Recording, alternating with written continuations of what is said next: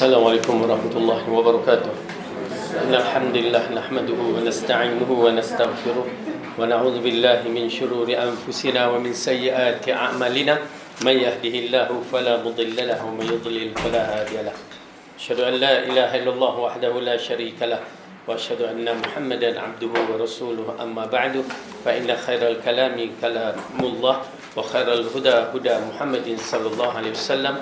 وشر الأمور محدثاتها وكل محدثة بدعة وكل بدعة ضلالة وكل ضلالة في النار. Alhamdulillah, pertama kita rafa'kan syukur kita kepada Allah Subhanahu Wa Taala yang menghidupkan kita, yang masih lagi memberikan kekuatan dan kesihatan dan kelapangan masa untuk hadir majlis ilmu. Di antara majlis yang terbaik, amalan yang terbaik untuk kita persembahkan kepada Allah Subhanahu Wa Taala, yang mana Rasulullah bersabda Talibul ilmi faridatun ala kulli muslimin. Menuntut ilmu adalah wajib bagi tiap-tiap muslim. Berarti kita kena menuntut ilmu. Kemudian Rasulullah mengatakan, man salaka tariqan yaltamasu fihi ilman sahhalallahu lahu bihi tariqan ilal jannah. Barang siapa yang berusaha dalam menuntut ilmu, maka Allah akan permudahkan baginya jalan ke syurga. Ya, terutamanya ilmu yang dimaksudkan itu fa'lam annahu la ilaha illallah. Ketahuilah sesungguhnya dialah Tuhan yang tidak ada dia melainkan Allah, ya, yang berhak disembah melainkan Allah. Jadi ia merupakan satu perkara yang penting untuk kita menjadikan diri kita orang yang terbaik. Allah berfirman lagi, a'udzubillahi minasyaitonirrajim, yarfa'ullahu alladhina amanu minkum walladzina utul ilma darajat. Allah mengangkat di kalangan kamu orang yang beriman, ya, di kalangan kamu, dan Allah mengangkat juga orang yang mempunyai ilmu. Apa juga ilmu? Dia akan naikkan seseorang tu. Ilmu baik ke ilmu jahat pun semua naik, ya, bila ada ilmu. Tapi kita tak diarahkan untuk ilmu jahat, kecuali kalau kita nak membatalkan yang jahat. Itu pun ada syarat-syaratnya, ya. Nak membatalkan pencuri kena guna pencuri juga, kan. Nak batalkan scammer kena guna scammer juga. Jadi mereka yang pandai bab-bab ni, kita ambil kesempatan daripada pembelajaran itu. Baik, jadi insya-Allah mudah-mudahan kita ceria pagi ini dan bersemangat pagi ini. Tapi insya-Allah dah datang ke kelas tu semangatlah tu. Dah sarapan ke? Kalau tak sarapan, pergi sarapan dulu, ya, supaya kita ni, ya. Jangan tanya dah tidur. Dah tidur tak boleh. Kan? Dah tidur pergi tidur pula. Baik. Jadi insya-Allah mudah-mudahan Allah berikan kekuatan untuk kita terus memahami kalamullah. Yang paling penting, tuan-tuan dan perempuan, pagi ini kita beriman dengan kalam Allah. Letakkan dalam jiwa kita untuk memahami kalam Allah yang sebenar. Kita beriman dengan Tuhan kita. Kita beriman dengan Allah dalam keadaan bentuk yang gaib. Kita tak nampak, tetapi kita yakin bahawa dialah Tuhan yang sebenar, yang mempunyai kekuatan super power yang ada di alam semesta ini, ya, menguasai alam semesta ini, dan dia mampu membuat apa saja. Jadi insya-Allah dengan keyakinan kita itu, kita bergerak untuk memahami apa yang arahan Allah arahkan. Kalau tidak ada keimanan yang begitu, kita tak akan rasa apa-apa Al-Quran ini, ya. Tetapi dengan ada keimanan itu, bila kita menyebut kalimah Allah, ada terdetik ke perasaan kita sikit, alhamdulillah. Bagi saya itu amat penting, ya. Seperti mana bila sebut COVID, terus kita melakukan tindakan-tindakan sepatutnya. Begitu juga bila kita sebut kalimah Allah, pertama perasaan takut kena ada, perasaan rindu dan dendam kena ada, dan perasaan keagungan kepada dia pun kena ada. Semua terletak dalam set ni, ada dalam dada kita, jiwa kita, yang disebutkan keimanan. Baik, insya-Allah kita sambung balik ayat dalam surah Al-Maidah ini. Ayat yang masih lagi kita membicara ayat yang ke-7, ya, 7. Yang mana kita tak habis baca dulu ayat dalam surah Al-A'raf. Kita pergi melompat sana melompat sini, ya. Tak apa, insya-Allah. Jadi saya bacakan sedikit dulu ayat ni supaya kita habiskan. A'udzu billahi minasyaitonir rajim. Okey, ini di antara sunnah Rasulullah sallallahu alaihi wasallam berdalilkan Al-Quran. Bila kita nak membaca Al-Quran, baca a'udzubillah. Okey.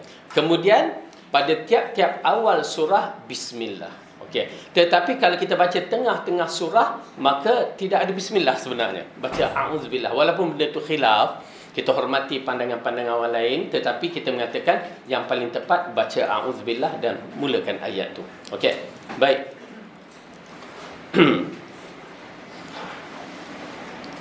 A'udzu billahi minasy syaithanir rajim. واذكروا نعمة الله عليكم وميثاقه الذي واثقكم به إذ قلتم سمعنا وأطعنا واتقوا الله إن الله عليم بذات الصدور يا أيها الذين آمنوا كونوا قوامين لله شهداء بالقسط ولا يجرمنكم شنآن قوم على ألا تعدلوا اعدلوا هو أقرب للتقوى واتقوا الله إن الله خبير بما تعملون وعد الله الذين آمنوا وعملوا الصالحات لهم مغفرة وأجر عظيم. Dan ingatlah kurniaan Allah kepadamu dan perjanjiannya yang telah diikatkannya dengan kamu ketika kamu mengatakan kami dengar dan kami taati, dan bertakwalah kepada Allah, sesungguhnya Allah Maha mengetahui isi hatimu. Wahai orang-orang yang beriman, hendaklah kamu jadi orang yang selalu menegakkan kebenaran kerana Allah, menjadi saksi dengan adil, dan janganlah sekali-kali kebencianmu terhadap sesuatu kaum mendorong kamu untuk berlaku tidak adil. Berlaku adillah kerana adil itu lebih dekat kepada taqwa, dan bertakwalah kepada Allah. Sesungguhnya Allah Maha mengetahui apa yang kamu kerjakan. Allah telah menjanjikan kepada orang-orang yang beriman dan beramal soleh bahawa untuk mereka keampunan yang besar dan pahala yang amat besar. Baik.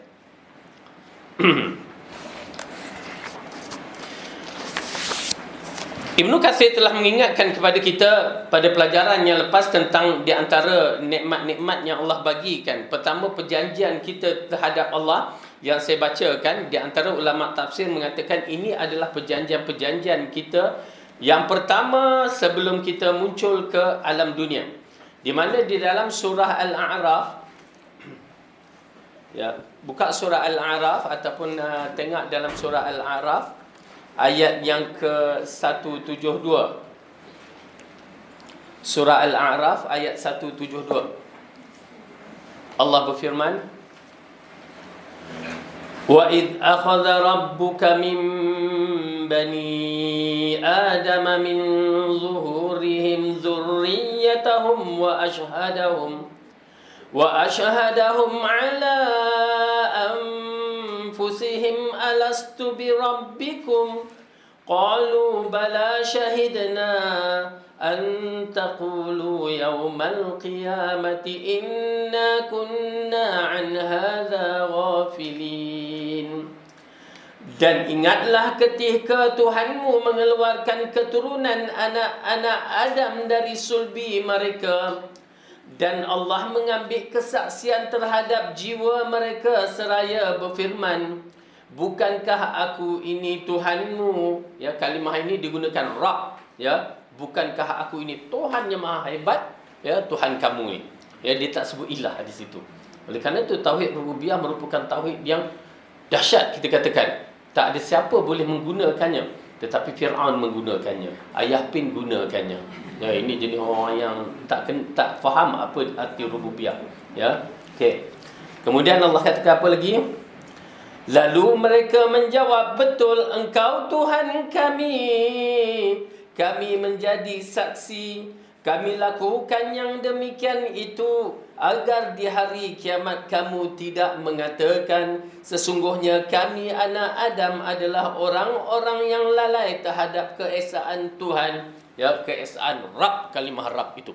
Baik, tuan-tuan dan puan-puan, ini di antara perjanjian-perjanjian kita yang pertama. yang kita Allah jadikan atas kehendaknya.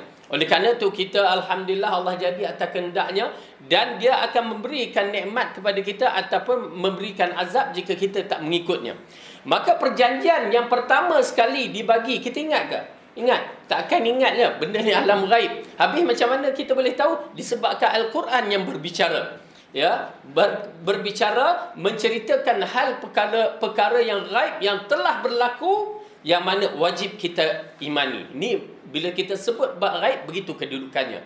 Kita tak akan banyak bicara, tak akan tanya kenapa, takkan. Pasal ini perkara yang telah berlalu dan ianya dicatatkan, dituliskan di dalam Al-Quran. Ia termasuk beriman dengan perkara yang ghaib. Kenapa ada satu ayat dalam surah Al-Ahzab tu sampai orang tu kata, siapalah orang yang apa ni, dia nak sebut bodoh taklah, yang ambil perjanjian dengan Allah tu. La ilaha illallah. Kita kata jangan cakap macam itulah. Beriman cukuplah. Kan? Bila Allah ketengahkan langit dan bumi, planet, bintang, bukit bakau untuk memegang amanah. Kan? Semua mereka tolak. Manusia tu terima. Siapalah manusia tu, dia kata. Ya, kita kata beriman je lah, benda dah berlaku kan. Dia tu adalah Nabi Adam AS kan. Okey, jadi bila kita melihat perjanjian ini merupakan satu perjanjian besar, kita telah mengisytiharkan bahawa Allah itu Tuhan. Maksud bila saya sebut kalimah Tuhan ni, bahasa Malaysia ni dia tak berapa nak sedap sangat. Tuhan di kalimah tu tak terasa. Ya, saya puncanya yang saya dapat menghayati disebabkan Shuraim, Imam Shuraim Masjidil Haram tu, dia baca Alhamdulillahirabbil alamin terus menangis. Saya kata kenapa dia menangis ni? Tang mana ayat dia menangis ni? Kan? Mungkinlah disebabkan sebelum tu rakaat pertama dia baca syahdu sedih kan, ayat-ayat sedih. Tapi bila masuk Alhamdulillahirabbil alamin tu, tang mana? Saya dulu pun tak terasa apa-apa. Di situ saya mula study. Tang mana? Bila tengok Alhamdulillahi Rabbil Alamin. Dan saya buat kajian, ialah buat research dengan kita faham bahasa Arab, dan saya dapati kalimah ini bukan kalimah sebarangan. Bila saya minta tuan-tuan dan perempuan latihkan, bila disebutkan kalimah Rabb, ya, cukup menggegarkan jiwa sebenarnya. Sebut kalimah Allah menggegarkan, kerana kalimah Allah dikaitkan dengan Rabb, kerana tidak ada yang layak untuk memegang kalimah ini melainkan Rabb, Allah saja. Tu dia. Dan saya cuba, ya, benda ni kena berlatih tau. Kena berlatih. Bila dengar kalimah Rabb, dengar kalimah Allah, dia kena paksakan diri kita untuk rasa lain. Ya, rasa gerun sikit, rasa kena. Ya, kena. Baru boleh datang perkara-perkara tu bila sebut. Macam kita lah. Bila asal tu kalau orang sebut COVID, kita pun tak tahu apa dia COVID. Tak terasa entah apa. Mula-mula dia datang, kita pun tak rasa takut. Tapi bila dah tengok beberapa perkara, dia dah mula rasa kan. Bila sebut COVID, dah. Sampai tak boleh nak balik kampung, lagi. Ya, akhirnya kita pun ada perasaan takut. Begitu juga dengan kalimah Rabb. Bila kalimah Rabb ini dihayati, dan kita bila melihat Fir'aun kata ana rabbukumul a'la, kita kata Fir'aun sebodoh-bodoh manusia. Kalimah yang tidak ada siapa boleh miliki, tiba-tiba dia guna untuk diri dia. Kan? Kalimah yang super power, kehebatan yang kemuncak kehebatan, keagungan yang kemuncak keagungan hanya dimiliki oleh Allah, tiba-tiba Fir'aun nak guna kalimah tersebut. Tak logik. Ya? Oleh kerana itu, bila kalimah ini ada, tuan-tuan dan perempuan akan menyaksikan keyakinan ini dia akan datang banyak benda sebenarnya. Perasaan takut dengan hantu lagi lah, dah tak ada dah. Otak kita dah set, hantu tak ada dalam minda. Zoom, buang. Ya? Sampai saya nak buat program, budak sekolah saya ada cerita. Nak pergi bawa ke kubur tengah malam. Pasal apa? Nak latihkan mereka supaya hilangkan minda tu daripada benda-benda karut-marut ni. Ya, bayangkan saya seorang tu, ayah dia bagi tahu. Dia rumah banglo, Ustaz. Anak dah masuk APT tahun ke berapa? 3 macam tu. Dia kata, Ustaz, anak saya tandas sebelah takut nak masuk. Dekat atas. Kenapa? Lepas tengok cerita hantu. La ilaha illallah, saya kata. Ini di antara benda-benda yang tak baik kita katakan. Ya, perasaan tu nak kena buang, campakkan. Ya, saya katakan waktu saya kecil memang penakut. Ya, dalam umur 13-14 tu memang penakut. Pergi majlis orang mati tengah malam. Ya, naik basikal, balik tak berani, minta orang hantar. Takut, penakutnya. Ya, nak pergi Sungai Perak tu, ya, nak pergi orang botol kan, nak pergi Sungai Perak tu siang hari masih lagi takut pasal hutan kiri kanan. Ya, takut pasal cerita tu hantu terbang sana, hantu terbang sini. Nauzubillah. Cuma bila sampai di Pakistan, alhamdulillah di sana tak ada benda tu. Ya, yang takut apa dia? Tembak. Tu, tengah makan ditembak kawan dia. Ish, kata bukan cerita. Cerita Hindustan tu lah. Yang kita tengok cerita Hindustan itulah sebiji dia. Ya. Tu pasal alhamdulillah waktu anak saya yang kecil yang lahir di sana tu, ya. Kita tak pernah nak cerita bab hantu apa. Tak ada, benda tak ada. Balik tak sampai sebulan. Waktu tu dia dalam 2-3 tahun. Dia lari. Kenapa mana? Hantu. Dia tahu sebelah ilah Allah, siapalah ajar anak aku benda-benda macam ni. Okey, jadi alhamdulillah benda ni adalah satu benda yang mengarut yang perlu kita buang. Okey, kalau bab-bab yang kata ada yang nampak apa, itu lain cerita. Itu berkaitan dengan rasukan. Ya, itu acara rasukan kita akan bicara. Bukan semua orang masuk dapat lihat. Kenapa? Bukan maksudnya bila dia dapat nampak tu, oh aku ada lebih six sense kata, ada lebih kan. Tak. Bila dia nampak tu dia ada penyakit. Bukan dia boleh jadi bomo. Kan bomo kata scan ada 100 ekor kata. Bomo tu penyakit. Kenapa? Surah Al-A'raf mengatakan manusia takkan nampak benda ni. Berarti manusia yang normal, sihat, dia tak boleh tengok benda ni. Mana dia buka hijab, itu pasal kena rasuk. Kalau berkaitan dengan benda ni, semua kena rasuk. Ya, macam semalam ada orang minta saya terpaksa datang pasal dia urgent, dia minta sangat. Ya, pergi tengok kedai dia tak datang di orang kata kan. Kita kata okey, pastikan cek dulu, pasal saya pun tengok kedai, kadang-kadang kedai benda khurafat, misalnya kedai mamak ni banyak benda khurafat kan. Ya, 786 ke apa? Apa tu makna dia? Tahu tak? Benda tu kufur tu. Ya, atas nama bismillah. Tapi kenapa bismillah ditukar kepada nombor? Al-Quran mana boleh tukar? Bismillahirrahmanirrahim yang ditulis oleh Nabi Sulaiman kepada Balqis tu memang kalam Allah di dalam surah An-Naml. Tiba-tiba datang dia, kononnya nak mengelak orang kijak. Ya, buang rata-rata kijak kan. Maka mereka tukarlah ulama-ulama, maaf kata, daripada Juban yang ubah dengan bentuk nombor-nombor, akhirnya jadi 786. Merbahaya kalimah kufur sebenarnya. Ya, jangan. Kadang-kadang kita nak tegur pun dah popular benda tu. Okey, ala kulli hal. Baik. Jadi perkara ini yang paling penting kita ketahui bahawa orang tak boleh tengok makhluk-makhluk halus ni. Kalau boleh tengok, dia sakit dan perlu dirawat sebenarnya. Okey.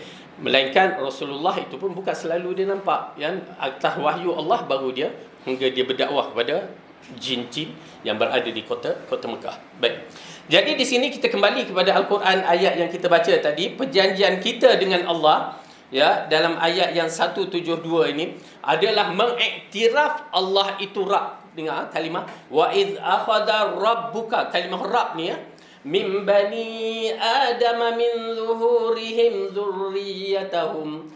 Dan ingatlah tu ketika Tuhanmu, kalimah Tuhan tu digunakan Rabb kerana tidak ada siapa yang boleh berbuat begitu. Mengambil zuriat anak Adam tu dan dibentangkan dan ambil perjanjian. Itu hanya sifat ketuhanan yang maha hebat dia yang boleh buat. Faham kan? Itu pasal kalimah Rabb itu digunakan. Ingat, tuan-tuan dan perempuan boleh menyaksikan bila disebut kalimah Rabb, ada sesuatu yang terkandung di situ bahawa orang lain tak boleh buat. Hanya dia sahaja. Okey. Kemudian Allah katakan apa? Dan ketika Tuhanmu mengeluarkan keturunan anak Adam dari sulbi mereka dan Allah mengambil kesaksian terhadap jiwa mereka. Ini adalah alam roh. Alam yang pertama kita dijadikan. Ya, kerana kejadian langit dan bumi ini setelah ditulis oleh qalam yang Allah ciptakan dan lepas 50,000 tahun itu, maka terjadi berbagai-bagai kejadian termasuk anak Adam ini, ya. Dan di antara kisah ini dikaitkan dengan kisah Nabi Adam alaihissalam sewaktu dijadikan, ya, dia dibentangkan dan dinampakkan zuriat dia. Subhanallah, ya. Pertama, tuan-tuan dan perempuan kena faham, ya, walaupun ada perbahasan yang saya tengah lihat buku-buku yang kita baca ni, ada beberapa perkara yang masih lagi tak jelas. Tetapi nak menceritakan kejadian Adam ini adalah satu kejadian yang cukup unik yang Allah jadikan, dia bukan sebarangan. Okey. Dan kejadian Nabi Adam ini adalah kejadian yang mana Allah letak di mana? Di syurga. Kita dah bahaskan syurga kan. Ada berapa? Kalau ikut ulama tafsir, syurga ada 3. Ya, di antaranya pertama syurga yang Nabi Adam duduk. Okey. Disebutkan syurga kerana tempat yang tinggi dan tempat yang indah dan tempat yang mempunyai teknologi. Ingat ya? Bila saya katakan tempat yang indah dan mempunyai teknologi, bukan sebarangan teknologi. Itu pasal bila Adam turun ke bumi, minda dia penuh dengan teknologi, maklumat teknologi, tapi tak boleh nak dipraktikalkan. Tu je. Okey. Agak menarik. Kenapa kisah ini berkaitan dengan isu yang dibangkitkan sekarang ni, tengah panas bangkit, berkaitan dengan siapakah golongan generasi di zaman Nabi Nuh ni. Ya Allah tenggelam betul-betul. Seolah-olah diresetkan balik ya masyarakat dunia ni. Dan teknologi mereka dikatakan canggih-canggih, yang bukan sebarang teknologi sampai mereka tak nak beriman kepada Allah. Dahsyat. Ya, agak menarik kerana dijumpai melalui ukiran batu-batu yang hampir sama dengan zaman kita. Jadi wallahualam, saya pun tengah mengkaji juga dalam maklumat-maklumat yang begini, jadi rasa kelogikan tu ada. Kerana Allah tenggelam tu bukan sifat tenggelam. Kalau kita tengok tsunami tenggelam, berapa meter aja kan, dah habis, selesai kalau nak hancurkan satu kaum tu. Kan? Hancur. Tsunami itu dah cukup membuktikan hancur. Ya, 300,000 orang mati macam tu di waktu tsunami. Tetapi kenapa Allah hancur begitu dahsyat sampai ke puncak? Habis gunung ganang tu tak nampak apa-apa. Berarti teknologi yang ada pada mereka tu memang canggih, yang Allah nak hancurkan. Dahsyat. Dan melalui yang kita baca juga dalam rencana apa semua, bahawa apabila kapal Nabi Nuh yang tersadai di atas Bukit Judi itu, mereka jumpa ada kesan-kesan seperti bateri. Kan menarik kan? Kesan-kesan bateri yang mana digunakan dalam kapal tersebut. Wallahu a'lam. Ilmu di sisi Allah. Tapi satu benda yang kita perlu lihat jugalah, ya. Namun begitu, okey. Apabila kalimah Rabb itu dikatakan ketika Tuhanmu mengeluarkan keturunan anak-anak Adam dari sulbi mereka, dan Allah mengambil kesaksian terhadap jiwa mereka. Okey, dia ada beberapa perkara telah berlaku dalam waktu dia keluarkan zuriat anak Adam tu di depan Nabi Adam. Dalam satu hadis menceritakan dia nampak akan zuriat dia. Ya. Bagaimana? Wallahu a'lam. Hanya Allah yang mengetahui, tetapi program ini Allah telah berikan kepada Nabi Adam dan dia saksi zuriat dia. Lalu dia bertanya, "Ya Allah, siapakah mereka ini?" Lalu dikatakan, "Ini zuriat kamu." Ya. Kan, nampak tak? Agak menarik dalam bab tu. Lalu dalam lingkungan ramai-ramai tu, dia ternampak ada satu tu bercahaya. Lalu dia tanya, "Siapakah dia itu?" Itu anak cucu kamu. Namanya Daud. Kan? Lalu dia mengatakan, "Ya Allah, aku berikan umurku kepada dia." Jadi ini kelebihan ya. Ini disebabkan hadis tu sahih, maka ia merupakan kita beriman je. Jangan nak macam mana dia boleh cabut umur dia bagi. Okey, itu di zaman permulaan yang mana Allah ciptakan Adam dengan usianya menjadi perbahasan, tapi dikaitkan usia dia 1000 tahun. Ya, itu pasal Nabi Nuh 950 tu 1000 tahunnya dikaitkan. Ya, okey, dia tengok lalu dia kata, "Ya Allah, berikan umurku sebanyak 40, setengah riwayat kata 60 tahun."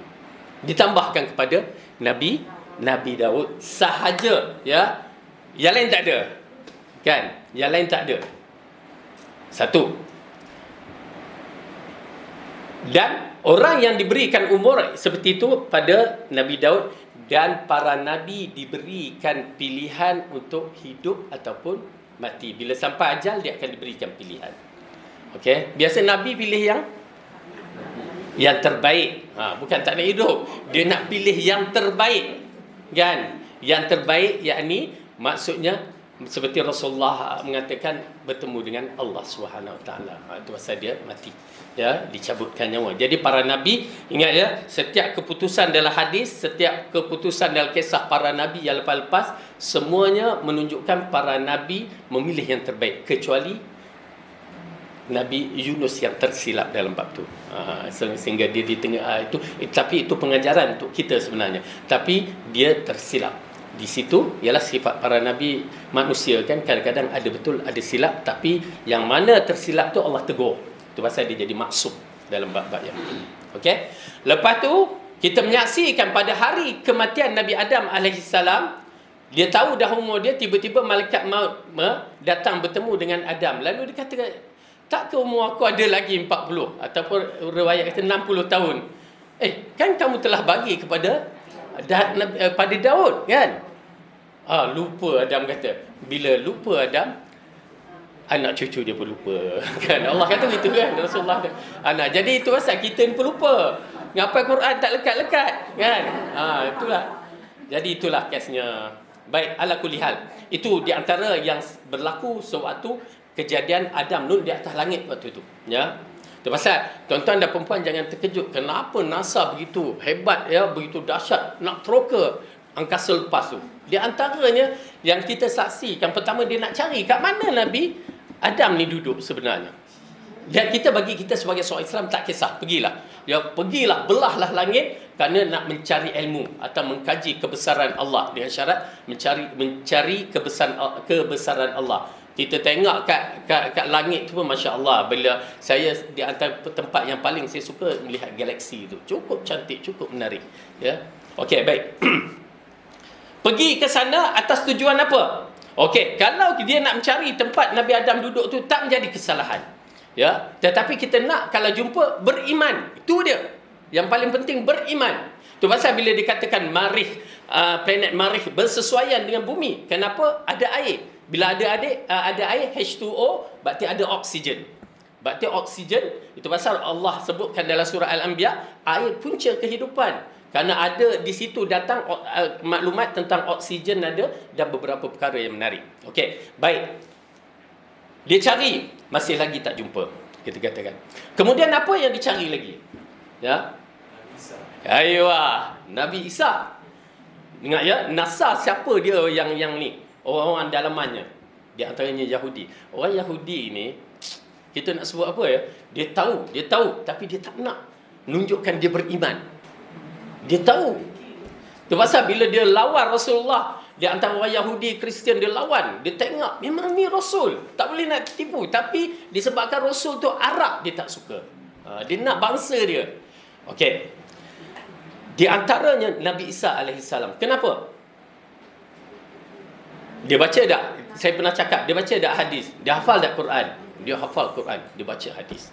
Sampai ensiklopedia bab hadis setebal ni 7 jilid. Dia yang buat sumber rujukan.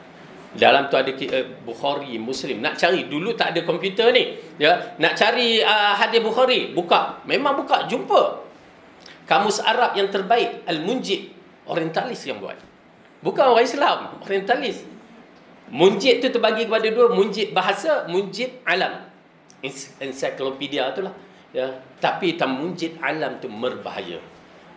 Dia ada pusing. Kalau orang yang macam kita awam, kita tak perasan. Ya, tapi bagi orang yang ada akidah, ada ilmu, dia nampak. Misalnya di antara munjid alam mengatakan sesungguhnya Muhammad itu adalah nabi akhir zaman yang diutuskan untuk bangsa Arab yang duduk di bumi Mekah. Betul ke? Kan? Tapi dia tulis begitu. Ya, bangsa Arab tu salah. Dia diutuskan untuk rahmat bangsa semuanya. Kan? Itu dia tukar sikit je. Orang yang tak ada ilmu habislah. Dia terjebak dalam bab tu. Baik. Jadi bila NASA pergi ke sana kerana saya tanya kepada para jemaah. Nabi Isa langit ke berapa ya? Ada kata 3, ada kata wallahu alam. Ada kata nanti kita pergi Isra' Mi'raj. Tiap-tiap tahun Isra' Mi'raj dibuat kat masjid-masjid. Dia cerita terlupa. Kan? Okey. Itu homework, check. Tahu tak? Orang Yahudi bersungguh-sungguh nak pergi cari Nabi Isa. Kerana apa? Kerana peristiwa akhir zaman. Yang mereka tahu Nabi Isa akan turun. Kita beriman, tapi keimanan kita tak bersungguh-sungguh. Mereka percaya bahawa Nabi Isa akan turun. Jadi, kita kena hapuskan Isa. Ini tabiat mereka ya. Allah bacakan dalam Quran, Di antara para nabi yang mereka suka, mereka biarkan. Nabi yang mereka tak suka, mereka akan bunuh. Dalam Al-Quran, dalam surah Baqarah, Allah buka ada benda itu. Dan Nabi Isa akan mengubah politik ataupun zaman akhir zaman ni dengan keadaan Islam naik. Jadi mereka tak nak, mereka nak bunuh Nabi Isa. Oleh kerana tu mereka buat naik lagi. Tapi masalahnya kalau kita macam dia, kita tak tahu lagi ke berapa ni ya. Nak naik ni. Jadi homework tu. Okey. Lagi membuktikan mereka tahu benda peristiwa akhir zaman, cuba buka tentang pokok gharqad. Yang mana Rasulullah kata gharqad ini adalah satu pokok yang akan berbicara dengan manusia di waktu peperangan yang besar. Ya, peperangan yang besar itu sehingga umat Islam menyerang orang Yahudi dan akhirnya Yahudi lari ke belakang-belakang batu dan pokok. Dan pokok gharqad pokok gharqad sahaja yang tidak menceritakan bahawa Yahudi ada di belakangnya. Oleh kerana itu mereka tanam pokok gharqad begitu banyak. Pokok-pokok lain semua bagi tahu kecuali pokok gharqad itu adalah pokok Yahudi.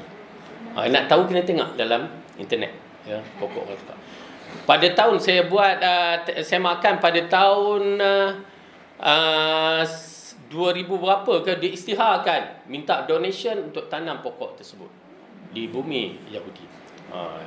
Okey, mereka percaya. Dan cuma satu saya tertarik dalam kecerdikan dia ada kebingungan juga. Ya. Di antara perkara yang dilakukan ialah pembinaan tembok besar tu. Yang macam tembok besar Berlin yang memisahkan Jerman Timur, Jerman Barat tu, dan dibuat untuk memisahkan Palestin dengan Israel kan. Semua itu nak membetulkan janji yang Allah katakan sesungguhnya Dajjal akan mati dibunuh oleh Isa di Babul Lud. Okey. Kalau tak ada tembok tu, maka tak ada pintu gerbang. Ya? Tak ada kan? Tak ada tembok. Mana ada pintu gerbang? Begitulah luas. Jadi disebabkan ada tembok, di situ ada pintu tersebut. Jadi Babul Lud, wallahu alam yang mana satu itu menjadi perbahasan ahli bahasa kerana kalimah Lud itu. Ya. Jadi di situlah akan dibunuh Dajjal. Laknatullah alaihi. Okey, jadi baik. Kita lihat balik dalam bab ini, wa iz akhadha rabbuka min bani adama min zuhurihim zurriyatahum. Okey. Lalu Allah mengatakan, Allah mengambil kesaksian terhadap jiwa mereka seraya berfirman. Ingat, kenapa Allah sebut kalimah Rabb awal? Kerana perbuatan itu hanya dimiliki oleh Allah. Kemampuan hanya milik Allah. Allah mengambil saksi kepada kita semua. Kita ni dah ambil saksi kepada Allah. Alastu bi rabbikum. Nampak tak kalimah yang digunakan? Rabbikum. Tidakkah aku Tuhan yang maha hebat, maha segala-gala kehebatan itu Tuhan kamu? Lalu kita menjawab, ya, betul, engkau Tuhan kami. Okey. Saya minta ya kefahaman Rabb tu diambil kira dalam bab. Jangan ambil kalimah bahasa Malaysia Tuhan macam tu je. Ya, kalimah Rabb itu diambil kira. Betul, engkau Tuhan kami dan kami menjadi saksi. Lalu kami lakukan demikian itu agar di hari kiamat kamu tidak mengatakan sesungguhnya ya kami anak Adam adalah orang yang lalai terhadap keesaan Tuhan. Jadi insya-Allah kita dah faham dalam bab ini tentang perjanjian kita dengan Allah. Okey, perjanjian kita dengan Allah. Maka bila kita buat perjanjian, tak kiralah macam orang ahli syarikat perniagaan buat perjanjian, kena tunaikan, kena jaga. Okey, kalau tak boleh bawa ke mahkamah. Kita tak tunai janji, kita bawa mahkamah Allah. Ya, mahkamah Allah lagi menakutkanlah. Baik.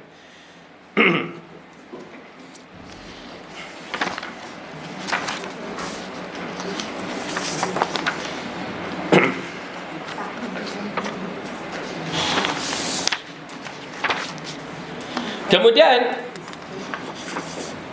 Allah menceritakan, Ibnu Katsir mengatakan di antara berkaitan dengan ayat ini apabila Allah mengatakan wadhkuru ni'matallahi 'alaikum wa mitsaqahu alladhi wasaqakum bih idh qultum sami'na wa ata'na, dan ingatlah kurniaan Allah kepadamu dan perjanjiannya yang telah diikatkannya dengan kamu ketika kamu mengatakan kami dengar dan kami taat. perjanjian itu adalah bai'ah yang pernah dilakukan terhadap Rasulullah ketika menyatakan keislaman mereka. Sebagaimana perkataan mereka, kami membaiat Rasulullah untuk mendengar dan patuh, baik dalam keadaan sehat maupun terpaksa.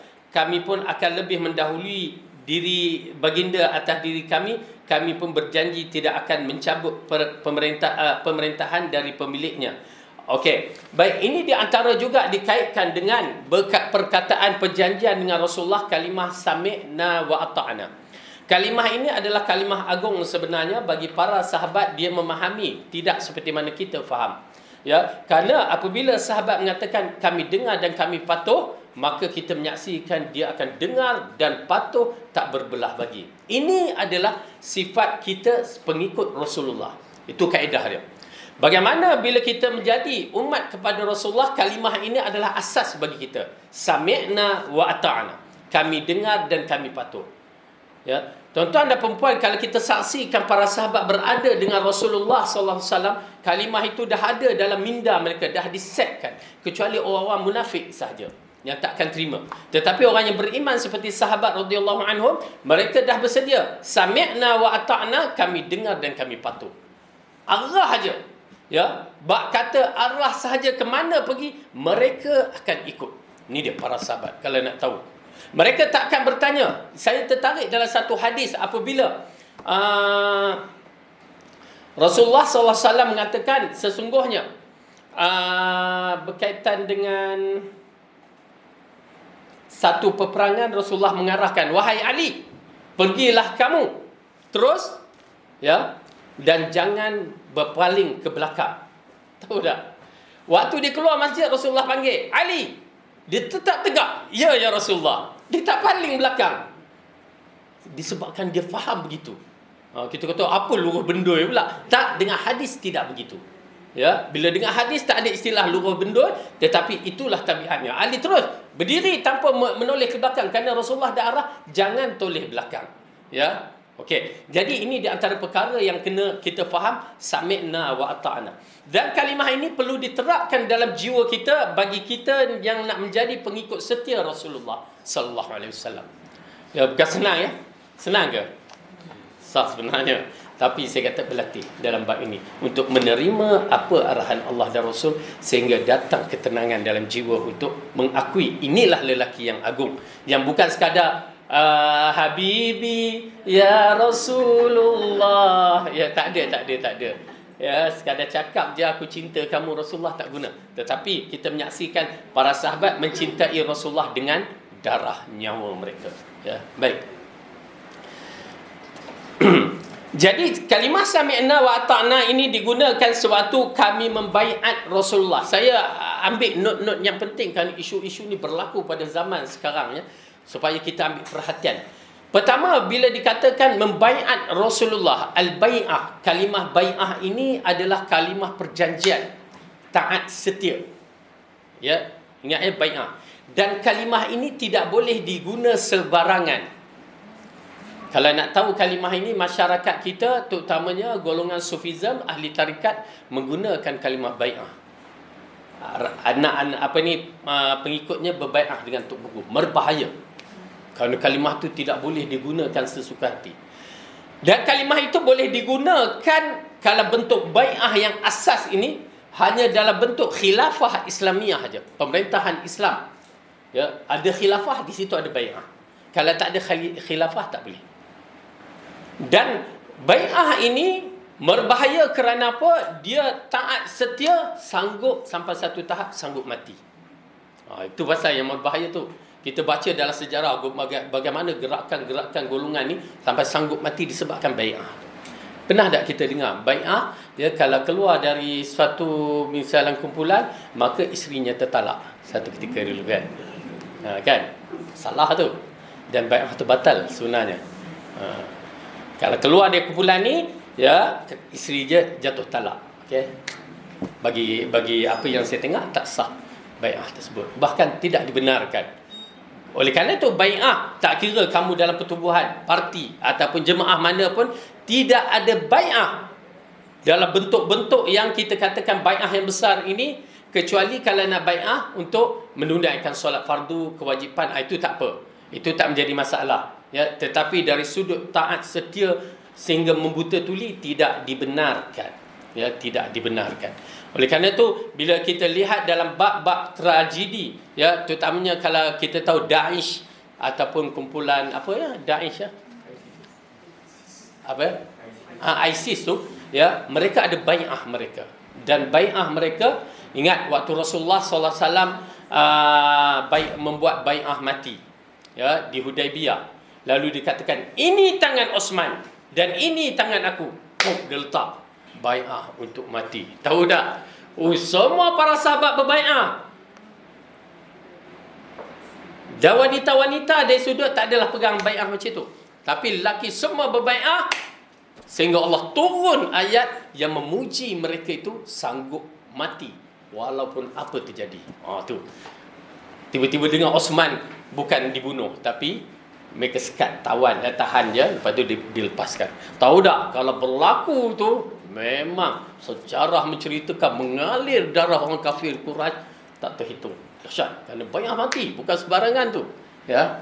Kerana para sahabat, kekuatan dia, kalau kita tengok dalam Al-Quran, 1 lawan 10 tak ada apa. Dahsyat kekuatan mereka. Berarti yang datang waktu nak buat umrah yang tak jadi itu, atau haji yang tak jadi itu, maka mereka tu ramai sehingga berbai'ah begitu. Dahsyat. Okey, disebabkan siapa yang cabut lari daripada bai'ah, maka hukum dia berdosa, ya.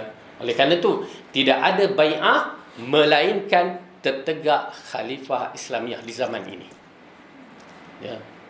Penting ni, pasal dia asas. Kerana bila isu yang kita dengar, dia keluar daripada satu grup tu, maka hukum dia bagaimana isteri dia. Pasal itu dalam bai'ah dia. Salah tu. Saya katakan bai'ah itu pun dah salah cara dia. Baik. Jadi berbai'ah, sami'na wa ata'na, dikatakan di sini ialah kami mendengar dan kami patuh. Untuk mendengar dan patuh, baik dalam keadaan ringan ataupun terpaksa. Kami pun akan lebih mendahulukan baginda atas diri kami. Nampak tak? Para sahabat buat perjanjian, kami akan mengutamakan Rasulullah daripada yang lain. Waktu hidup di zaman Rasulullah, ketaatan mutlak pada pribadi ni. Kena taat mutlak. Dia tak boleh nak mak dan ayah juga pada waktu tu, kerana Rasul ada, ya. Maka mak dan ayah nombor 2 selepas Rasul. Tetapi pada zaman sekarang, taat mak ayah, ya. Tapi Al-Quran dan Sunnah kena taat lah, ya. Tapi pribadi yang ada, okey, dalam perkara ma'ruf. Kemudian Allah berfirman, wa ma lakum la dalam ayat yang lain nak menceritakan, wa ma lakum la tu'minuna billahi war rasul yad'ukum litu'minu bi rabbikum wa qad akhadha mitsaqakum in kuntum mu'minin. Ini dalam surah Hadid, Allah mengatakan, dan mengapa kamu tidak beriman kepada Allah, padahal Rasulnya menyeru kamu supaya kamu beriman kepada Rabbmu, dan sesungguhnya dia telah mengambil perjanjianmu jika kamu adalah orang-orang yang beriman. Ada yang berpendapat bahawa ayat ini merupakan peringatan untuk kaum Yahudi berkenaan dengan janji yang telah diambil dari mereka untuk mengikuti Muhammad dan mematuhi syariatnya. Ini yang diriwayatkan oleh Ali bin Abi Talhah dari Ibnu Abbas. Nak menceritakan ketaatan itu juga kepada ahli kitab sebenarnya. Kenapa? Dalam kitab perjanjian lama, mereka diarahkan mengikut Nabi akhir zaman. Tapi disebabkan ego, mereka tak nak ikut. Kemudian kita lihat ayat yang berikutnya. Allah nak menceritakan satu benda yang besar. Ya ayyuhalladzina amanu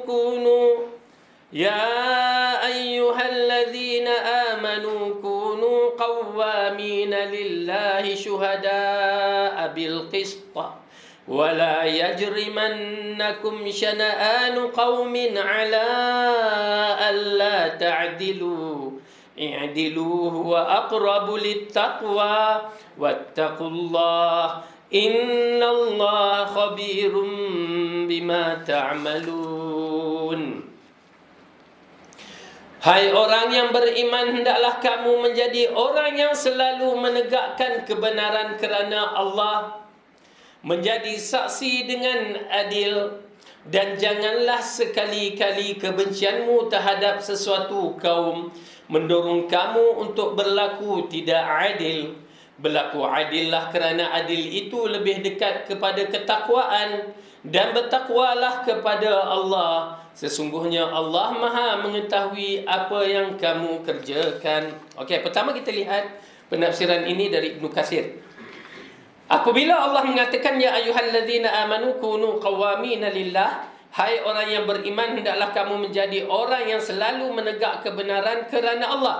Yakni jadi kalian orang-orang yang selalu menegak al-haq kerana Allah, bukan kerana manusia, yakni sum'ah, populariti, dan jadilah kalian syuhada bil qist, saksi dengan adil yang bukan dengan kezaliman. Ini di antara sifat orang mukmin yang dikaitkan mesti menjadi orang yang adil dan orang yang mempunyai pendirian yang betul-betul, ya, jadi saksi yang betul-betul di sisi Allah, kerana dia berkaitan dengan berbagai-bagai.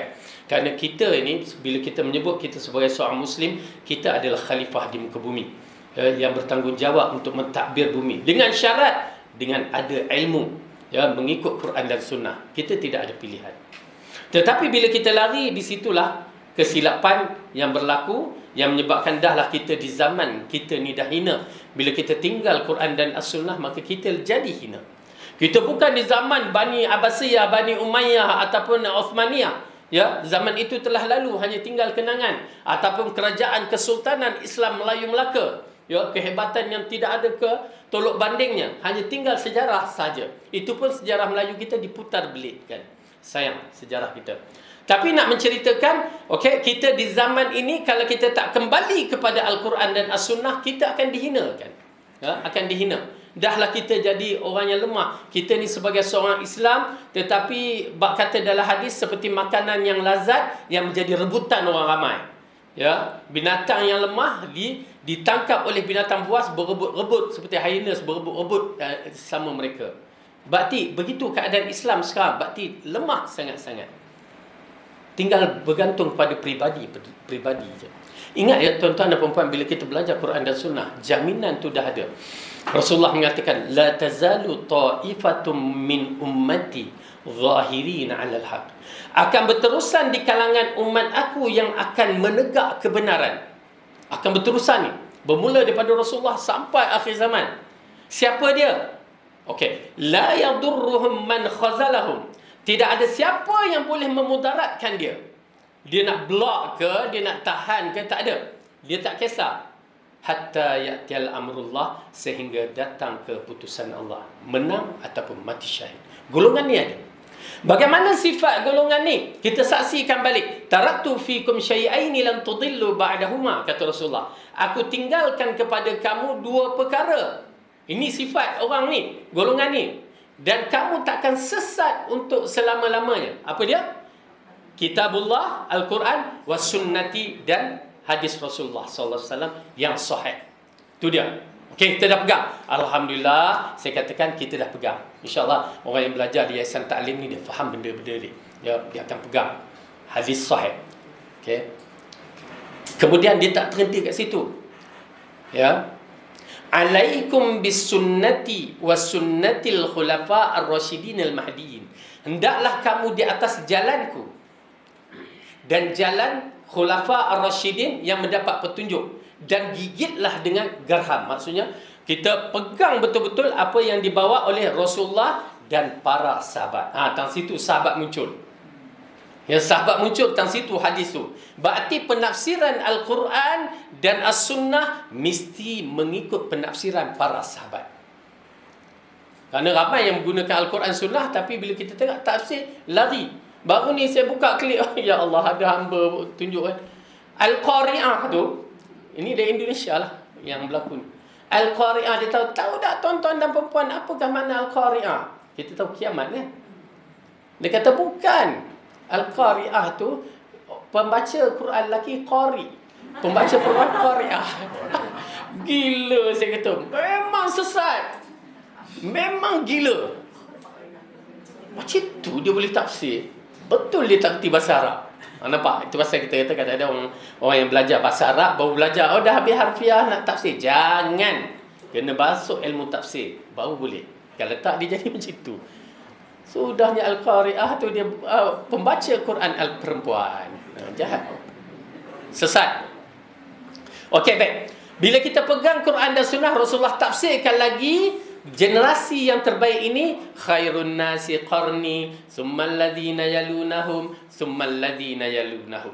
Sebaik-baik manusia itu adalah zamanku, Rasulullah dan para sahabat. Kemudian zaman yang berikutnya tabi'in, anak murid kepada para sahabat. Kemudian tabi'in, anak murid kepada tabi'in. Inilah yang dikatakan penafsiran Quran dan hadis yang terbaik daripada 3 generasi yang terbaik. Tuan-tuan dan puan-puan, kalau kita pegang tu, insya-Allah selamat. Selamat. Cuma perlu belajarlah.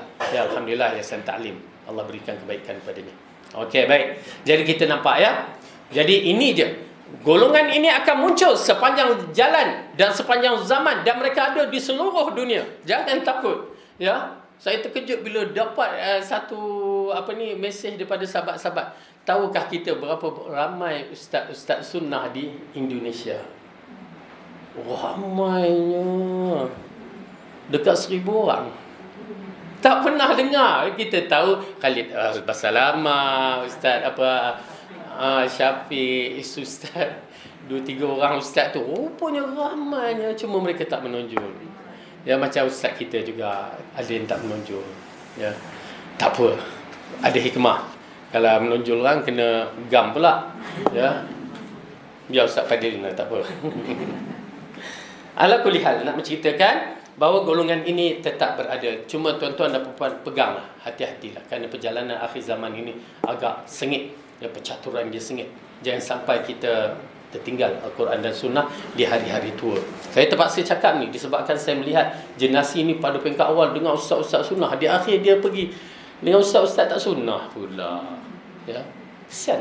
Saya kata kesian. Tak apalah, ala kulli hal. Baik. Kemudian dalam ayat ini apabila Allah mengatakan berlakulah adil, ya, wala yajrimannakum, janganlah disebabkan kamu tak suka seseorang itu menyebabkan kamu tidak berlaku adil. Ya, kita tak suka seseorang, kita berlaku tak adil. Adil ini berbagai bentuk. Kita katakan bukan sekadar adil pembahagian, adil dari sudut hukuman, adil segala-galanya adil, yang mana bersesuaian dengan Quran dan Sunnah. Oleh kerana itu saya menasihat dalam bab ini, walaupun kita alhamdulillah Allah dah bagi kita petunjuk untuk memahami Quran dan Sunnah, jangan kita menghukum seseorang yang tak faham Quran dan Sunnah tu dengan perkataannya, oh kamu sesat. Tak boleh. Mungkin mereka tak faham. Ya, sabar dalam bab ini. Dan saya juga bila saya tengok sampai kita setengah tu kita tak suka kepada artis-artis kan. Lepas tu bila berlaku suatu perkara, dia kata artis ni berzina lah. Tak boleh. Kalimah-kalimah begitu jangan disebut.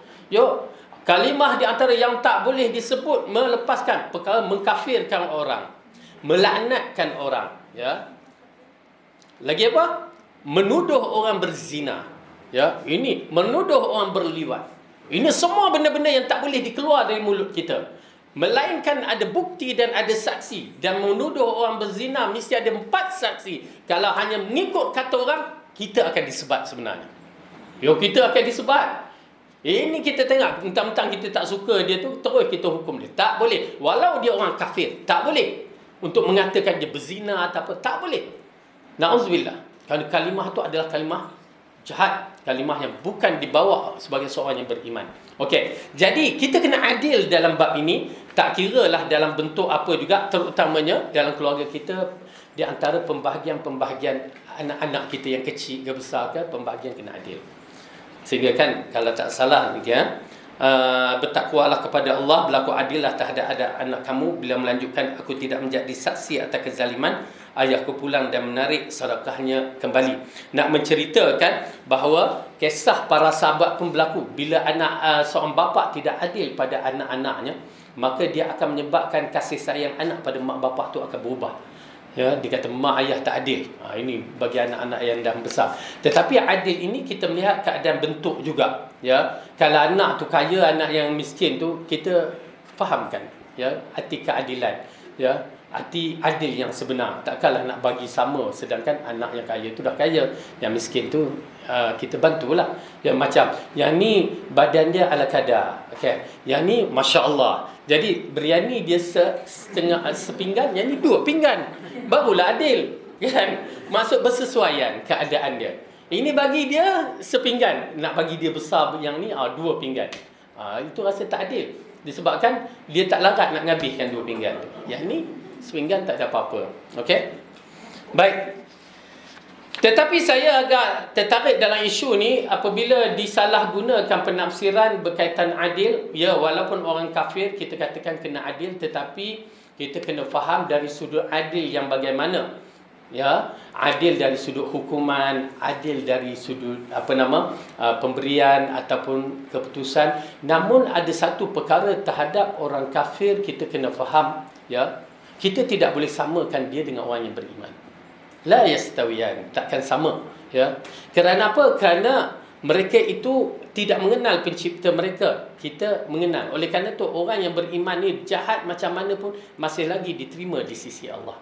Orang kafir ni baik macam mana sekalipun tidak diterima di sisi Allah. Kita tengok Abu Talib, di antara manusia yang terbaik, bagi saya terbaik, tetapi dia tak nak beriman, maka akhirnya dia tetap masuk neraka dan kekal abadi. Berbandingkan dengan seorang Islam, ya, walaupun lo'lak teruk macam mana pun masih lagi diambil di sisi Allah, diambil kira, ya. Itu perbezaan juga.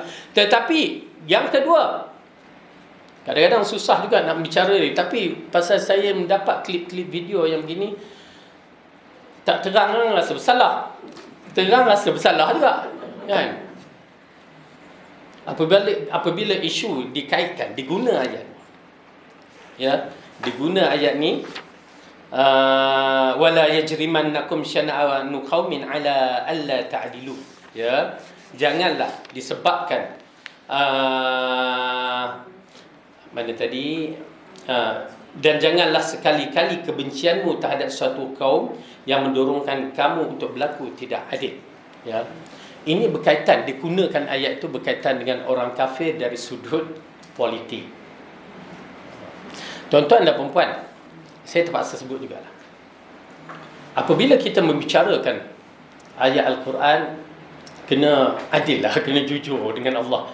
Maksudnya jangan gunakan minda kita untuk kepentingan sesuatu, kita gunakan ayat Al-Quran, ya. Apabila kita membicarakan orang kafir, kita kena faham ada kafir tu kalau ikut ulama 4 atau 3 bahagian. Okey. Pertama, kafir yang dikatakan kafir harbi, kafir perang. Kafir perang ni dia nak perang, nak memusuhi orang Islam, dia nak mengungkit, mengatakan benda yang tak baik terhadap orang Islam, nak menyakiti orang Islam. Ni kafir harbi ni, ya. Tapi dia di negeri yang peperangan. Kemudian yang kedua, kafir zimmi, ahli zimmah yang dikatakan, yang ada di zaman Rasulullah, dia ada zaman khilafah Islamiyah, ada kafir zimmah, yang mana mereka membayar ufti ataupun bayar cukai kepala, dan pemerintah wajib jaga mereka. Kalau mereka menyakiti, dalam hadis Rasulullah kata, siapa yang menyakiti kafir zimmi, dia menyakiti aku. Subhanallah, kan? Nampak tak bagaimana Islam? Siapa yang menyakit kafir zimmah, maka dia telah menyakiti aku. Maksud kafir zimmi ini kena jaga elok-elok. Macam mana jaga orang Islam, begitu juga jaga dia, ya. Hak-hak dia kena bagi. Terwasal sampai di hari waktu Andalusia dalam keadaan kegoncangan, khilafah Islamiyah pada ketika itu, ya, hampir jatuh. Lalu dia menyerahkan balik ufti atau cukai kepala kepada pemerintah rakyat di zimmah. Lalu rakyat dia menolak. Kami tak nak. Kami nak bersama kamu. Dan kami akan berperang bersama kamu. Masya Allah, kan? Itu hanya berlaku pada kerajaan Islam saja, ya. Pasal apa? Keadilan itu, ya, keadilan yang cukup dahsyat. Yang ketiga, kafir ahdi. Ya, kafir ahdi, kafir yang ada di macam di Malaysia. Kafir ahdi ini kafir di bawah perjanjian. Kamu tak kacau aku tak kacau kamu. Kamu jangan usik hak aku, kami tak usik hak kamu. Kan? Itu kafir ahdi. Tapi bila dia kacau, masalah tu. Dia kacau, disakiti Islam. Kenapa nak masuk urusan Al-Quran dan Sunnah? Kenapa nak masuk urusan agama kita? Dia kacau. Dia yang tak adil pada kita. Okey. Ingat tu ya. Oleh kerana tu yang keempat ada perbahasan kafir musta'min, yang dikata kafir membuat perjanjian dengan kita, minta keamanan, minta apa, ya, jarang berlaku dah. Okey. Kafir musta'min, minta keamanan. Kadang-kadang sebagai negara yang besar berkuasa, ada grup kafir yang di luar minta bantuan, pertolongan, minta keamanan, walaupun dia tak bayar ufti ataupun bayar apa istilah-istilah zaman dulu tu, tax. Itu zaman sekarang.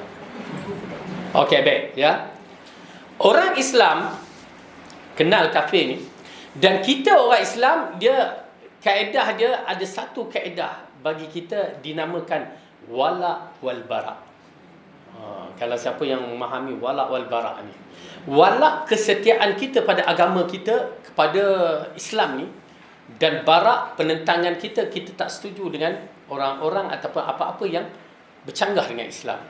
Kena ada wala wal bara. Walaupun dalam rukun Islam, rukun iman tu, rukun Islam tu tak ada kalimah wala wal bara seperti jihad, mana ada dalam rukun Islam, tetapi dia menjadi di antara kemuncak agama kita. Jihad itu kemuncak, ya, dan wala wal bara pun kemuncak. Wala wal bara ni muncul pada permulaan zaman Rasulullah di Madinah. Dahsyat. Wala wal bara ni dahsyat. Sampai itulah ni daripada hadis tadi, ya, yang mana para sahabat mentaati Rasulullah, wala wal bara dia terlalu kuat. Apabila Mus'ab ibn Umair, ya. Siapa tak kenal Mus'ab ibn Umair? Duta Islam pertama ke Madinah. Siapa dia tu? Anak orang kaya. Yang Mus'ab ibn Umair ni, kalau dia pakai perfume tu, ya, follow me, memang follow me. Orang follow dia. Pasal apa? Tak ada orang yang mempunyai minyak atar sewangi itu melainkan dia. Sampai diceritakan gadis-gadis di sana berharap menjadi isterinya. Bila dia lalu kat lorong-lorong macam lorong Kajai Amanuddin Baki, orang dah tahu ini Mus'ab punya bau. Kan, kaya.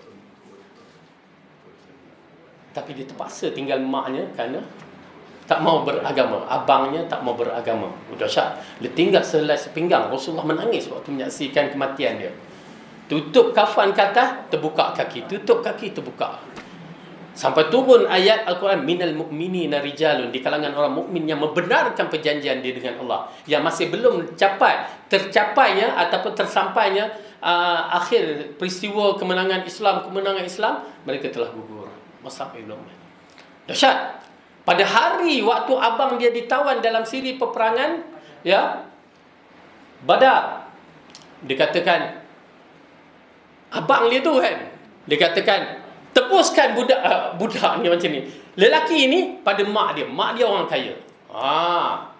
Aku abang kamu. Tidak ada abang di sini. Abang atau persaudaraan dalam Islam. Tu dia. Itu wala wal bara. Boleh faham? Kamu abang ke apa, kamu tak taat kepada Allah, tolak. Itu dia wala wal bara. Nak bina tu bukan senang. Kena tegas, hati tu keras. Yang kedua, di antara contohnya, ya, wala wal bara apabila Abdurrahman bin Abu Bakar. Siapa tu? Anak Abu Bakar. Waktu hari perang tu dia belum lagi masuk Islam. Dia kata, waktu aku tengok Abu Bakar ayah aku lari. Abu Bakar mengatakan, aku mencari kamu. Pasal apa? Nak takarrubkan, nak menghampirkan Allah dengan korbankan orang yang paling rapat. Itu dia wala wal bara. Susah wala wal bara, tegas. Ya, tegas. Jiwa itu yang nak dimantapkan dalam hati kita, bahawa orang Islam apa-apa pun kita utamakan orang Islam. Itu wala. Itu pasal kalau ada barang yang mana barang tu Islam dengan kafir, kita utamakan orang Islam. Itu wala. Sebenarnya kesetiaan kita kepada Islam. Yalah, mungkin kualiti kurang sikit apa semua, ya, tetapi kita cuba.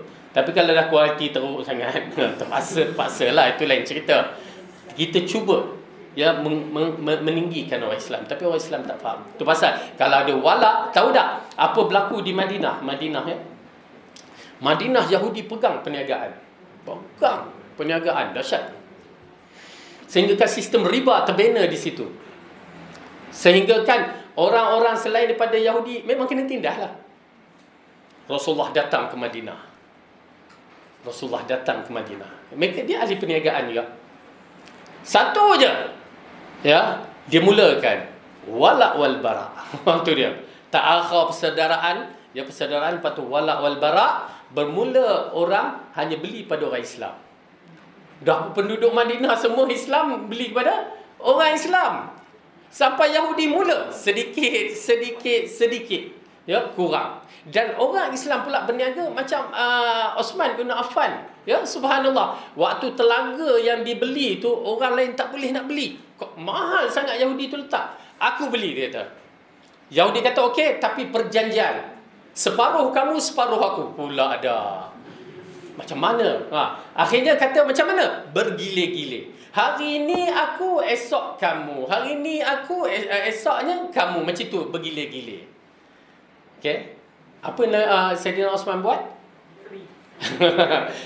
Siapa yang nak orang Islam nakkan air percuma, datang hari aku, kan? Lepas tu orang Yahudi datang, dia takkan datang waktu hari Osman. Dia datang pada orang ni, dan orang ni jual dengan Yahudi murah. Tapi makin lama makin tak datang. Ya, semua nak join Osman punya air. Percuma. Nampak peniaga itu pasal kenapa kita kata bila kita berurusan dengan orang Islam, kemuncaknya ada kebaikan, zakat dikeluarkan. Ya, dia masih ada kelembutan hati untuk membantu orang Islam. Itu orang kafir dia takkan. Ya. Itu pasal saya pernah bila saya dengar apa isu yang berkaitan dengan sawah di Kedah tu agak menarik. Satu keputusan yang cukup cantik bagi saya bila dikatakan okey, Menteri Besar tu mengatakan lembaga zakat nak membina kilang sendiri. Cantik tu kalimah yang saya agak tertarik. Kerana benda selalu kita bagi lagi nak berapa, RM300 pada orang miskin, RM300. Sebenarnya kalau dia buat dengan konsep yang begitu, lebih menyeluruh orang miskin dapat. Dan orang boleh proses kat situ, ya, membantu pemrosesan kilang tu dengan harga yang murah. Bila harga yang murah, beras akan keluar dalam bentuk yang murah juga. Habis semua dapat. Anak kata cantik tu. Ya, saya kata cantik tu. Alangkah indah jika pusat zakat buat mall sendiri. Bagi saya, siapa yang miskin datang berbeli dengan harga yang maksudnya harga murah sangat-sangat. Ambillah keuntungan untuk itu ini, kan. Tetapi bukan untuk keuntungan seperti orang peniaga. Lembaga zakat mampu membuatnya. Kalau ada idea macam tu, cukup cantik. Dia membantu orang Islam, membantu orang miskin. Sangat-sangat membantu. Ni sekadar kedai RM2 je. Oh, ramai kedai RM2. Kalau kat Mekah kedai apa?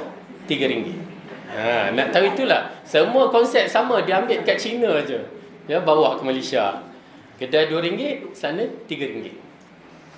Rupanya Mekah dah lama dah buat kedai RM2 dah. Kita je tak faham. Okey, baik. Nampak ya? Tu dia wala' wal bara'. Akhirnya Yahudi bungkus. Di Madinah Yahudi bungkus. Ya, kita mampu. Tapi kefahaman ini tak ada pada orang Islam. Tu je. Dan kekuatan ekonomi kita pun terganggu lah. Bagian pusat zakat mampu buat. Sebenarnya pusat zakat, kita nak seorang yang mampu untuk berfikir dalam bab tu. Advance kan.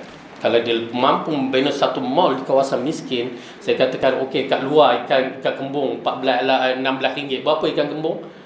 Tak pergi pasar ya. Okey. Dia boleh letak harga yang biasa tu dalam 10, 8 semua boleh. Berarti dia dah menyelamatkan fakir miskin. Itu guna pusat zakat. Ya, di antara kegunaan pusat zakat. Ustaz. Ya. Mana? Ya. Kalau nak tahu, tapi itulah masalah dia golongan sesat kan. Global ikhwan. Ya, saya tahu. Pasal saya dulu Al-Arqam. Tu asal lekat ni. Saya cakap memang dulu. Apa dia? Saya.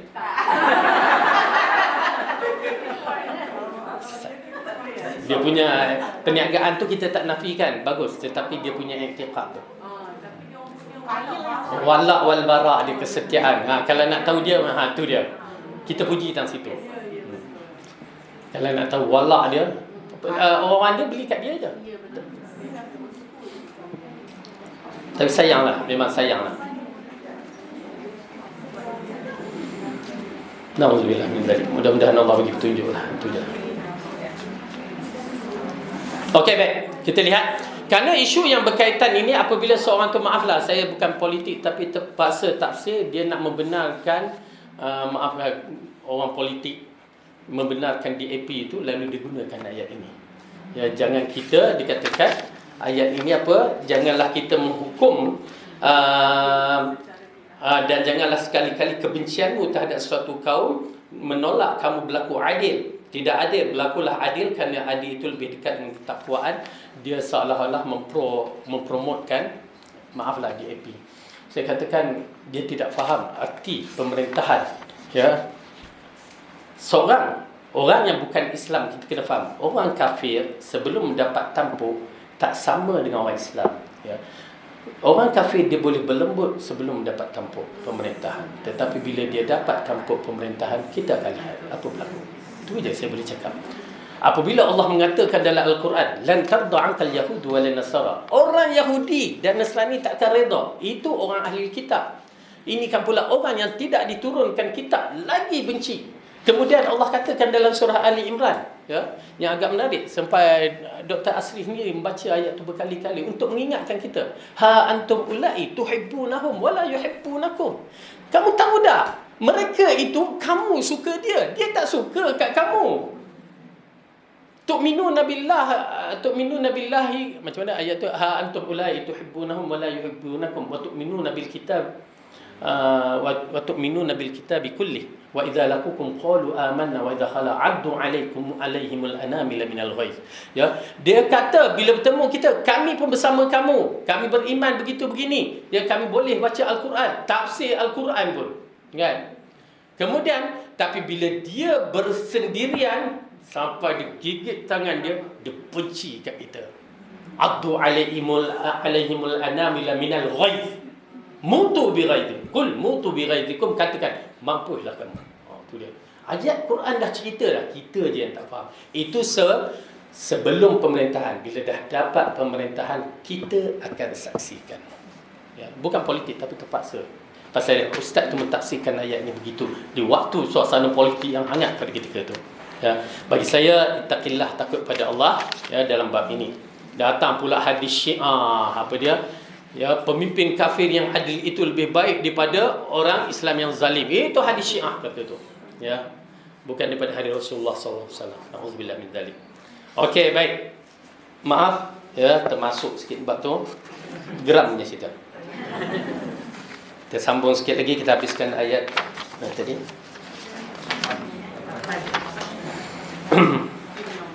Okey. Ala ta'dilu i'dilu huwa aqrabu littaqwa wattaqullah, takutlah kepada Allah, innallaha khabirum bima ta'malun. Dan Allah itu maha mengetahui apa di dalam hati kamu.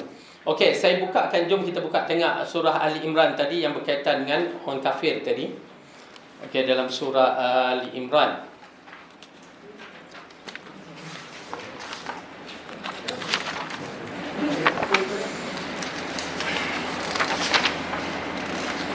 Okey, ayat yang ke-119. Ayat 118 dulu. 118 dulu. Okey, kita punya kelas akan habis pukul berapa? 12 kan? Tapi pihak Yayasan Taklim kata siapa nak keluar pun tak menjadi masalah. Lepas tu ada 7 minit untuk tazkirah secara live. Siapa nak join, tak join betul. Bismillah.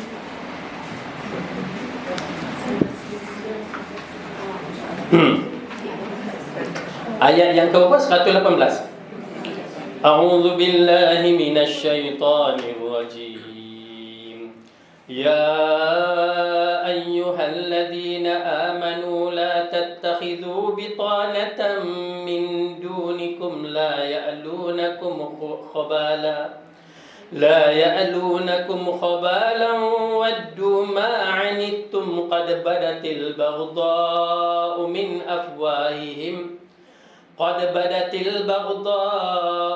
afwahihim wa ma tukhfi suduruhum akbar qad bayyana lakumul الآيات إن كنتم تعقلون.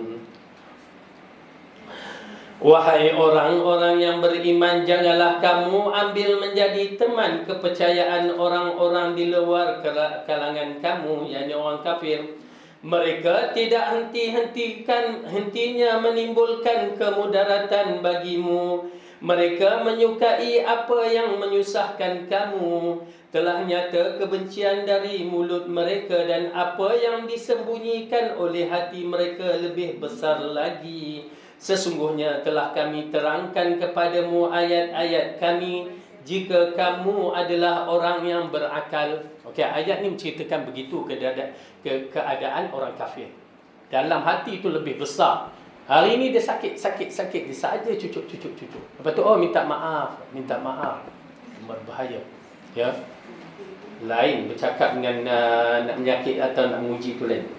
Kemudian Allah katakan, ha antum ulai tuhibbunahum wa la yuhibbunakum wa tu'minuna bil kitabi kullihi wa idza laqukum qalu amanna wa idza khalau 'addu 'alaykumul anamila minal ghayz qul mutu bi ghayzikum innallaha 'alimun bidzatis sudur.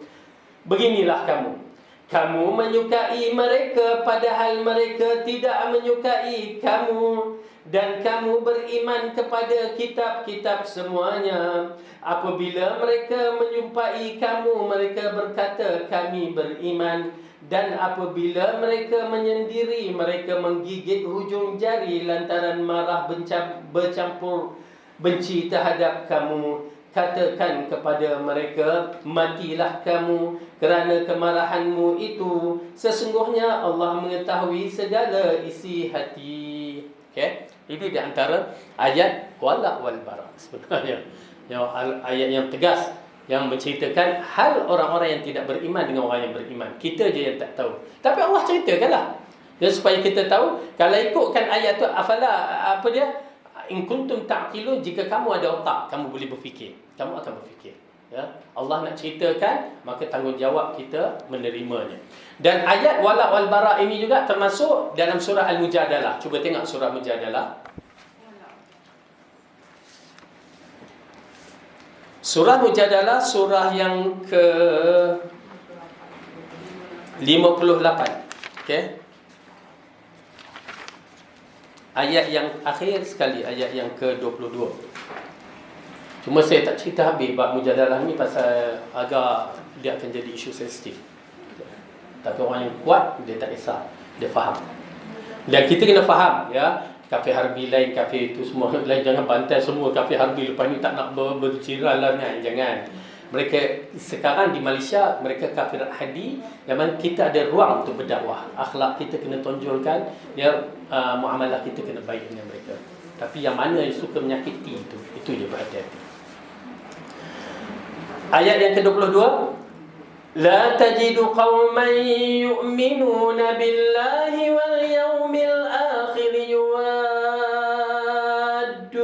man haddallaha wa rasulahu walau kanu aba'ahum aw abna'ahum aw ikhwanahum aw ashiratahum ulaika kataba fi qulubihimul imana wa ayyadahum bi ruhim min wa yudkhiluhum jannatin tajri min tahtihal anharu khalidina fiha radiyallahu anhum wa radu an ulaika hizbullah ala inna hizballahi humul muflihun. Kamu tidak akan mendapati sesuatu kaum yang beriman kepada Allah dan hari akhirat saling berkasih sayang dengan orang-orang yang menentang Allah dan Rasulnya. Nampak? Kamu takkan jumpa orang yang beriman tu, dia muamalah dia lain. Tapi maksudnya bukanlah sampai tahap yang kafir harbi tu. Tapi kafir harbi ayat ni putus. Ya? sekalipun mereka itu adalah bapa-bapa atau anak-anak atau saudara-saudara ataupun keluarga mereka, mereka itulah orang-orang yang Allah telah menanamkan keimanan di dalam hati mereka dan menguatkan mereka dengan pertolongan yang datang daripadanya, dan dimasukkannya mereka ke dalam syurga yang mengalir di bawahnya sungai-sungai. Mereka kekal di dalamnya. Allah redha terhadap mereka dan mereka pun merasa puas terhadap limpahan rahmatnya. Mereka itulah golongan Allah. Ketahuilah bahawa sesungguhnya golongan Allah itulah golongan yang beruntung. Okey. Ini adalah ayat yang berkaitan dengan wala' wal bara'. Kalau kita tengok dalam catatan kitab-kitab, ini ayat dikeluarkan. Kalau peristiwa Perang Badar adalah peristiwa yang membezakan. Kalau tuan-tuan dan puan boleh membaca kisah Perang Badar tu, apa yang berlaku, ya, anak bertemu bapa, adik-beradik bertemu adik-beradik, siapa lagi yang diceritakan, dia berlaku begitu. Tetapi pendirian para sahabat waktu itu dahsyat, ya. Agama lebih tinggi, Allah dan Rasul lebih tinggi, ya. Jadi itu di antara perkara yang penting yang kita lihat, yang boleh memberikan kebaikan kepada kita. Jadi Allah tambahkan dalam ayat ini Al-Maidah, wa'adallahu alladhina amanu wa 'amilus salihati lahum maghfiratun wa ajrun 'azim.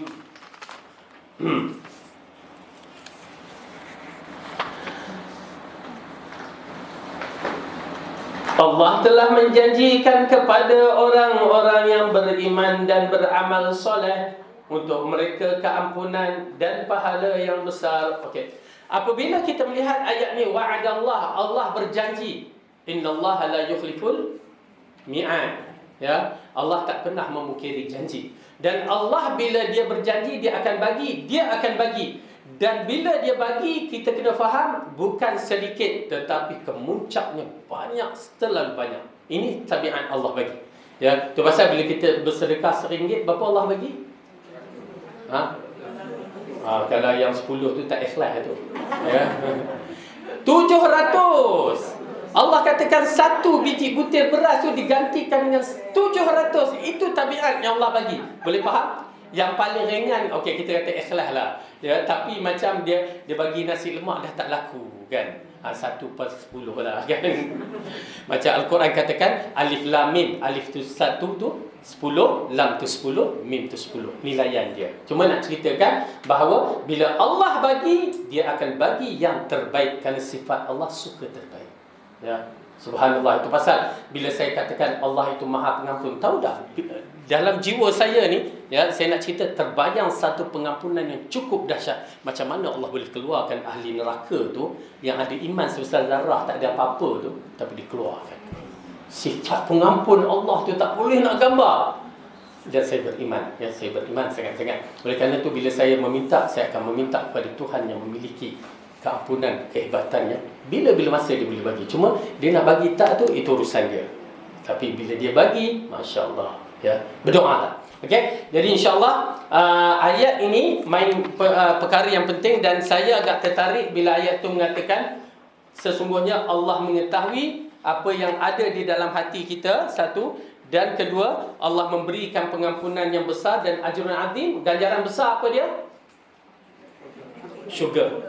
Ajrun azim, syurga. Tidak ada satu balasan yang lebih besar daripada syurga. Kerana apa? Bila kita berada di dalam syurga, satu kemuncak nikmat yang akan dibagi kepada kita ialah melihat wajah Allah. Itu kemuncak, ya, kemuncak yang dikatakan ziyadatan dalam Al-Quran itu ziyadah, diberikan ziyadah kepada orang-orang yang beriman, dapat melihat wajah Allah. Kenapa? Kalau kisah Nabi Yusuf, macam mana orang wanita-wanita tengok Nabi Yusuf, ya, itu Rasulullah katakan kecantikan Yusuf dan Rahil, mak dia tu, ya, separuh kecantikan Adam. Dan Adam dijadikan cantik sangat-sangat. Kalau Adam muncul waktu tu, bukan tangan tu, tengkuk potong pun tak sedar. Ya. dan walillahi mathalul a'la, dan Allah itu lebih dahsyat. Kecantikan itu yang kita harapkan. Mudah-mudahan Allah nak berikan kita dapat melihat wajahnya. Amin ya rabbal alamin. Berdalilkan ayat Al-Quran dalam surah Al-Qiyamah, wujuhun yawma idzin nadhirah ila rabbiha nadhirah. Pada hari itu muka-muka orang-orang yang beriman ceria. Ceria, ya, gembira.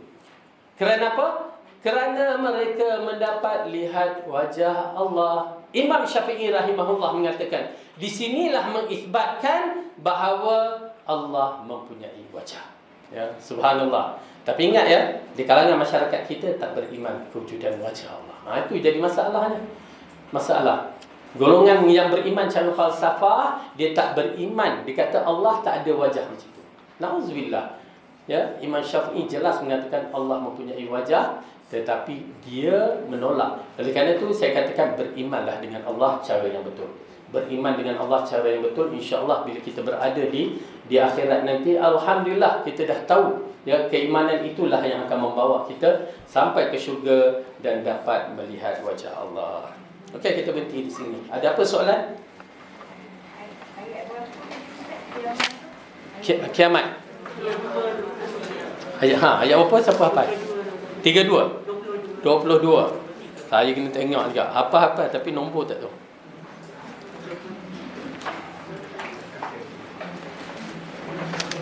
Okey, ayat 22 23. Baik. Insya-Allah. Ada apa soalan? Tak ada.